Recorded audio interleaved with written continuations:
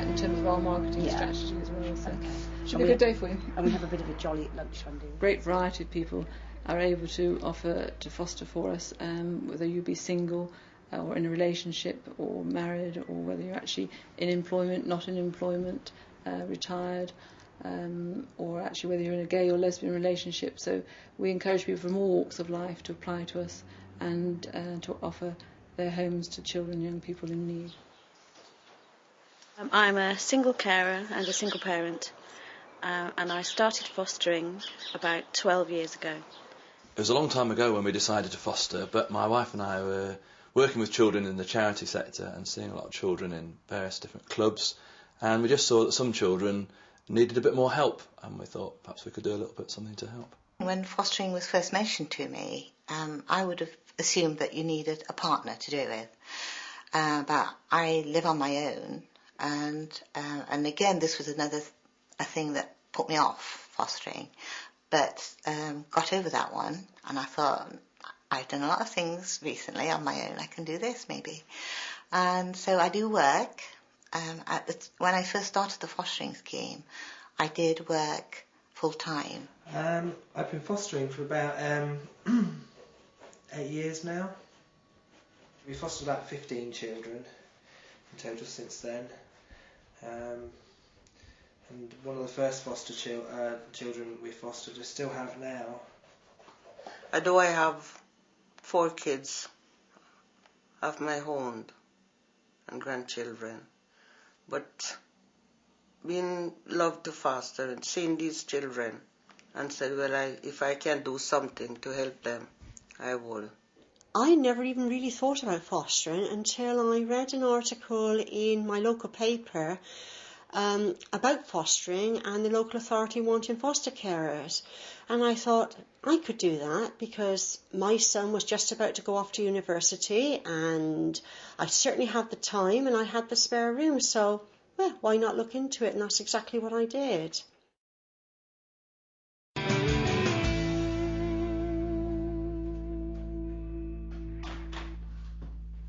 Becoming a foster carer involves lots and lots of visits to your home from a fostering officer who will assess your ability.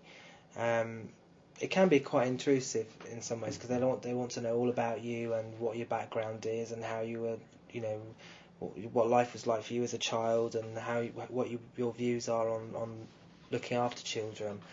But it is quite a good process in the fact that they know that you are safe and they want to make sure that you're a safe carer. From the minute you start off, we would help you to make that choice, and from the minute you actually make an inquiry and attend an information evening, you are actually linked to one of my workers, so you can contact them at any time and find out more information or clarify issues that are concerning you. So there's somebody there guiding you through that process throughout the whole time. Someone actually came to my house.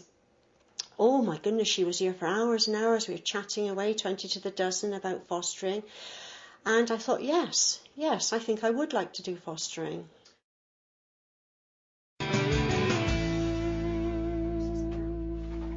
Support is superb. They're always there on the end of the phone. They're always there on the end of an email, always there on the end of a fax. But they're always there for you in person as well. The respite weekends are actually superb because they help me to recharge my batteries, helps me to have a rest from the young person, but it works the other way around as well, and it helps the young person to have a rest from me. We're doing long-term foster care and we get 2 weeks respite a year, and with the children can go to respite carers and then we go away on holiday for a well-earned break. I found it quite a challenge at times because, everything isn't just a bed of roses. You do have problems, but because you have the support of a social worker and the young person has a social worker, it can resolve a lot of problems. I work with good, close-knit workers. There's nothing that I don't want, and I get in touch with my work and I don't get it. The financial implications of becoming a foster carer, you do get support from the fostering service. You get fostering allowances which help you look after the children. and that can include things like an allowance for clothing and for birthdays and Christmases, holidays, and they will support with things like, the cost of a new uniform, for example, when they go to school. So there is support there financially.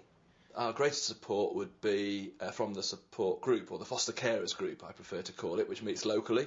There we can meet with other carers, and they know what it's like, and when you've got difficulties you can share those. Some people come up with ideas, or we might have ideas to help them. In our group we also have the children come, because a lot of the children are younger in ours and they like to meet up and share together. We have experts come, ed psychs and health visitors and other specialists who can help us in particular areas. That's always good, but it's just that you get to know particular people. Another area of support that's recently started up is a male carers group, and that's partly because some of us male carers, have felt a little bit marginalised by some of the child protection issues, and yet we feel that children and young people in foster care need good male role models, and that we do have something different to offer to women. So we get together to sort of talk about that and how we can still do that safely, and how we can have our sort of family safety policy and things like that, so it works in the best interest for the child, but also allows us to have a full part to play as men. There's a lot of support and help out there if you actually ask for it, and don't be afraid to ask for it. You're not admitting defeat if you sort of need a bit of help, because it can be a very challenging thing to be doing, so use what's there.